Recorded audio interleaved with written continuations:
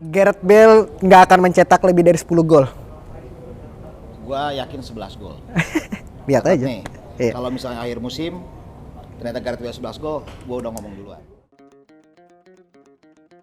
Ki, ada yang menarik nih. Apa sih, Kang? Abang Gitar, mainkan.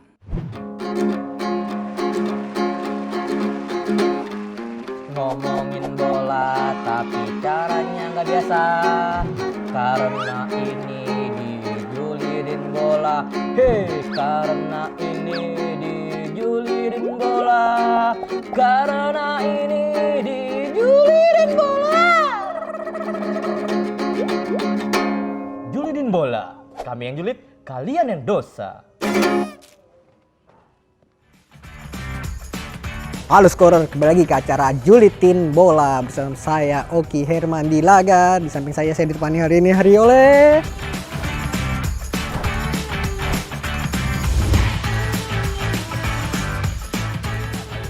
Anda nggak perlu tahu lah. Anda sudah tahu dan Anda nggak perlu tahu salah juga Ki. apa? Saya nggak perlu menjelaskan siapa saya. Iya. Ya, kali ini kita akan ngomongin soal sesuai dengan bajunya Kang Jalu warna merah. Tim apa, Kang? London. London warna merah? Iya, Tottenham Hotspur. Ngaco itu putih aja. Tottenham Hotspur, kali ini kita akan membahas soal The Lily Whites dengan aktivitas transfer mereka yang menggeliat pada akhir-akhir bulan ini. Dia mendatangkan Gareth Bale dengan status pinjaman dari Real Madrid. Nggak cukup Bale, dia juga apa? Beli. Ya, kalau Reguilon beli. Namanya apa? Sergio Reguilon. Yes. Sergio Reguilon dibeli dengan transfer yang tidak bisa disanggup oleh Manchester United, akhirnya diambil oleh Tottenham. Nah, kenapa Manchester United selalu kayak gitu ya? Dia nggak rela kejadian seperti Pique terulang lagi. Nggak beli Sergio Reguilon, nggak mau? Nggak mau. Jadi dia waktu pas beli Pique itu dia beli Pique dengan buybacknya dari Barcelona, dan akhirnya saat Pique udah bagus diambil Barcelona. Emang Reguilon sama Wan-Bissaka bagusan mana? Beda posisi lah. Kan sayap sama-sama back. Satu bek kanan, satu bek kiri. Oke, sama Luxo bagusan mana? Reguilon. Nggak, tapi kalau sekarang MU ngincer Alex Telles, dengan Alex Telles. Atau Brandon William nanti masih hijau. Masih hijau, bukan. Reguilon juga, saya juga bingung kenapa Reguilon sama Ben Davies bagusan mana? Saya lebih suka Ben Davies. Kenapa? Karena saya belum pernah lihat mainnya Reguilon. Iya, Reguilon memang baru 2 musim terakhir meningkat. Maksudnya belum kelihatan konsisten. Karena kalau seorang fullback itu harusnya yang dilihat konsistensinya. Iya. Luke Shaw konsisten mainnya. Iya, konsisten dalam konsistensi dia ya. Kalau ya contoh Andy Robertson lah ya. Robertson kan dia kita nggak ngelihat dia sebagai sosok yang bagus, tapi konsisten. Perannya tak tergantikan karena konsistennya itu. Iya. Tapi kita bahasnya Tottenham, ngapain bahas yang merah gitu? Nah itu pertanyaannya adalah kenapa Tottenham membutuhkan Sergio Reguilon sementara dia punya Ben Davies, dia punya Danny Rose, udah dua itu. Ya kenapa? Ya kan saya nanya ke Kang Jalu, kenapa kira-kira menurut Kang Jalu? Reguilon tuh kelebihannya apa Ki kalau di FM Ki? Reguilon itu ya kelebihannya sebagai attacking fullback. Wingback attacking ya, attacking ini fullback. salah emang. Kenapa? Karena permasalahan di Spurs itu adalah lini pertahanan. Dia harusnya beli pemain yang lebih defensif. Model siapa kalau back? Iya, Luke Shaw cocok. Harusnya Luke Shaw. Maksudnya gini. Spurs kan beli Bale sama Reguilon ya. Iya. Harapannya ya kalau juara sih kejauhan lah ya. Benar. Ya seenggaknya kembali finish di atas Arsenal, mungkin itu yang paling realistis lah ya. Tapi masalahnya gini, kalau kita lihat pertandingan melawan Southampton kemarin, permasalahan utama Spurs adalah di depan sih nggak ada masalah Ki. Dahsyat dengan masuknya Bale, apalagi ya pasti akan semakin meningkatkan daya gedor. Tapi dilihat pertandingan melawan Southampton, lini pertahanan mereka tuh sangat fragile. Sangat mudah ditembus. Siapa? Højbjerg pasangannya sama siapa? Højbjerg sama Harry Winks. Nah, sama Harry Winks itu seperti tidak bisa mengcover lini pertahanan. Karena Harry Winks, namanya Harry Winks. Dia harusnya di tengah, harusnya di sayap. Kenapa dia ke tengah? Nah, itu salah. Enggak, tapi maksudnya kembali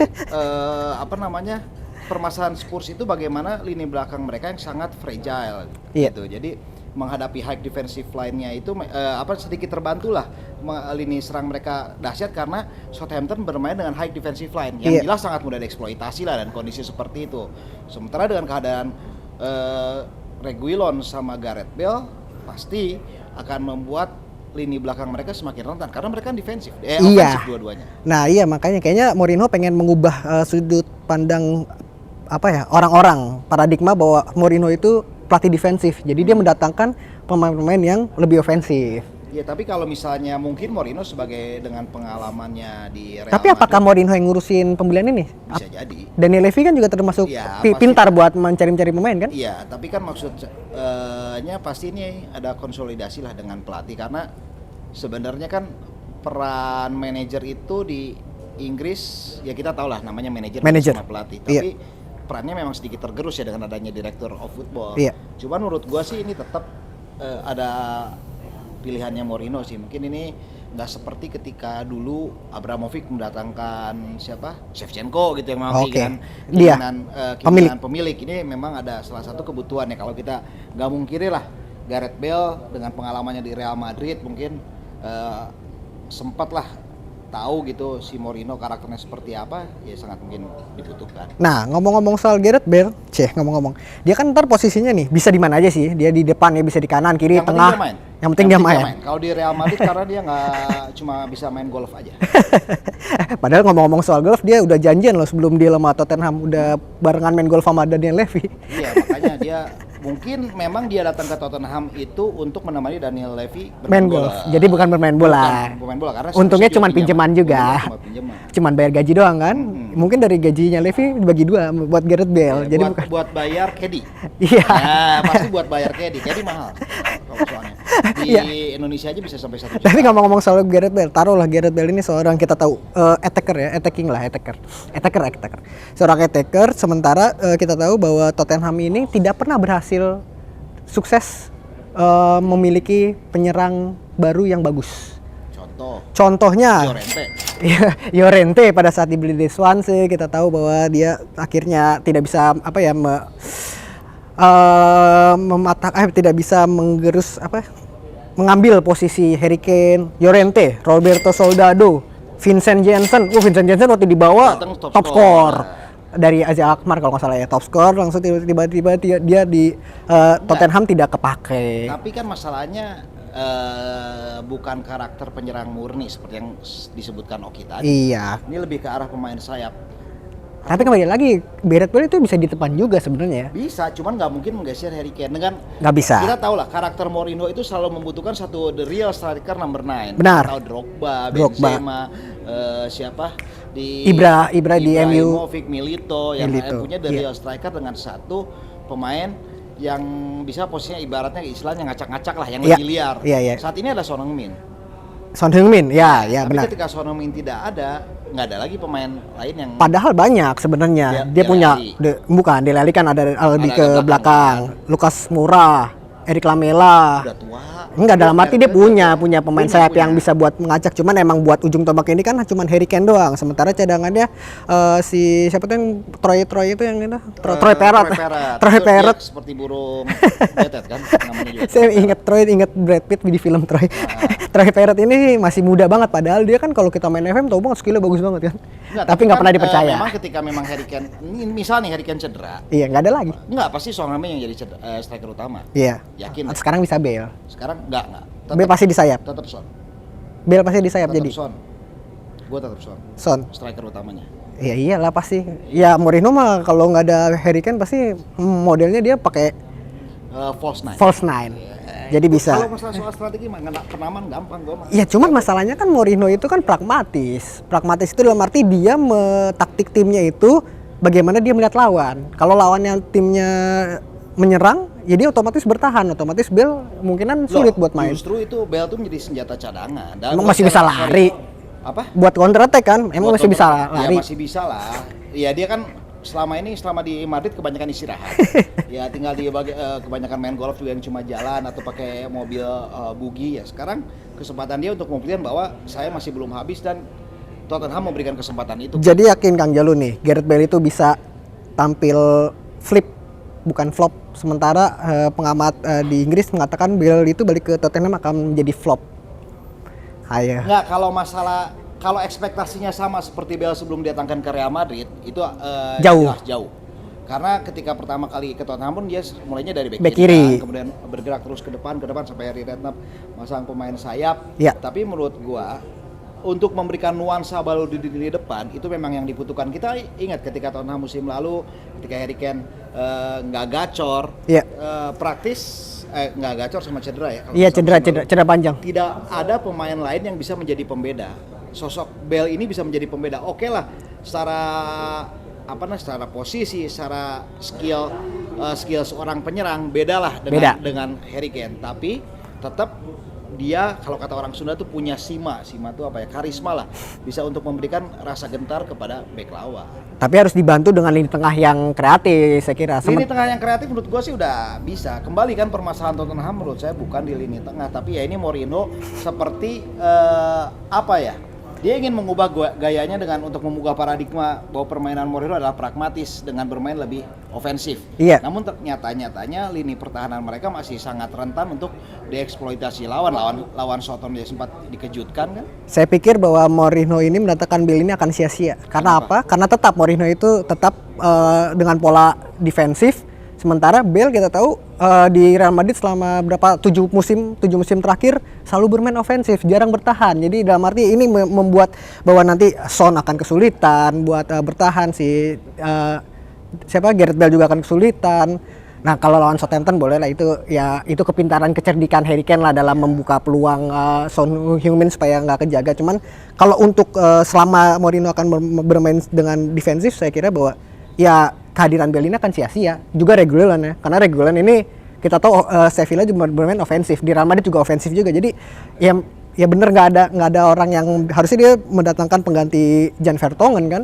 Iya, Jan Vertonghen atau enggak ya makanya dia Mourinho itu senang saat dia mendapatkan Hojbjerg dengan murah, karena Hojbjerg ini seorang gelandang diharapkan sebagai ball winning midfielder kan. Seperti ball winning yang dia bahkan Tanguy sekarang udah lumayan lah ya ketika melawan di Liga Eropa ya. Iya. Cuman tapi defense-nya jelek juga Tanguy. Dia lebih kreatif sih ke depan untuk box to box midfielder. Tanguy itu lebih ke arah pemain nomor 8 ya, bukan pemain nomor 6. Cuman ya ini kembali jangan-jangan Mourinho ini memang sedang menyiapkan strategi baru. Ya udah, sekarang yang penting nyetak gol banyak aja, nggak apa-apa kebobolan juga gitu. Atau jangan-jangan feeling gue adalah Mourinho sengaja supaya fansnya itu nggak ngeritik dia. Dia selama ini hampir dikritik segala macam. Iya, datangkan pemain ini. Gagal, ya akhirnya dia memainkan formasi defensif lagi. Jadi dengan kata lain bagi saya Mourinho nasibnya satu musim ini. Musim ini gagal, dia akan dipecat. Enggak sih kayaknya. Tengah musim. Nggak, tapi gini loh, maksudnya ya kembali ekspektasinya apa dari Spurs sama dari supporter. Kalau yang pasti nggak bakal ya ekspektasi juara jauh. Juara jauh lah, karena Liga Champion. Liga Champion amat sangat mungkin lah kalau kita melihat bahwa ternyata Chelsea dan Manchester United pun masih sangat labil. Iya, justru Arsenal sebenarnya. Arsenal yang sebenarnya bisa mengejutkan. Nah ini tinggal masalahnya, apakah North London is white atau North London is red? Itu kan tinggal yang jadi masalah. Karena mungkin saja bagi fans Tottenham adalah gengsi terbesar adalah bukan menjadi juara atau apa. Targetnya adalah finish di Arsenal supaya tidak ada acara Twickenham, Twickenham Day ya maksudnya. Tidak ada perayaan bahwa Arsenal bisa finish di atas Tottenham. Jadi yakin Tottenham di atas Arsenal musim ini? Saya enggak. Kalau ini kompak. Yakin, saya enggak sih. Saya juga enggak. Tapi butuh ngalahin Arsenal musim ini mungkin. Tapi finish di atas enggak. Iya, kalau untuk bisa mengalahkan Arsenal sangat mungkin, amat mungkin lah ya. Karena Arsenal juga ini ibaratnya tim yang oke lah, Arteta udah menemukan tahun keduanya lah, tahun keduanya dengan gaya ofensif, tapi ya kembali Mourinho ini kan cerdik untuk menghadapi tim-tim yang sangat ofensif. Ya pasti akan disulitkan lah, kecuali memang City sama Liverpool ya belum ada obat lah. Kalau sedianya dari 2 pekan ini lah ya. Iya. Jadi kita lihat aja bagaimana nasib Tottenham musim ini. Tapi yakinlah Tottenham Gareth Bale akan mendapatkan menit bermain lebih banyak dibandingkan di Real. Itu udah pasti, nggak usah dibilang. Iya, itu udah pasti. Tapi kan maksudnya yaitu untuk modal dia lah, untuk Gareth Bale nggak akan mencetak lebih dari 10 gol. Gua yakin 11 gol. Lihat aja. Nih, Iya. Kalau misalnya akhir musim ternyata Gareth Bale 11 gol, gue udah ngomong duluan. Gua enggak. Di bawah 10 gol. 11 gol sesuai nomor kostumnya di mana ya? 11. Tapi dia berhasil hole in one sekali. Hah? Hole in one. Bisa juga kalau all in one. Ya, pemirsa, sekian dulu bahasan dari Julitin episode kali ini. Saksikan Julitin Bola. Saksikan obrolan-obrolan menarik lainnya di Skor Indonesia. Untuk ingin tahu update berita olahraga, follow Instagram Skor Indonesia.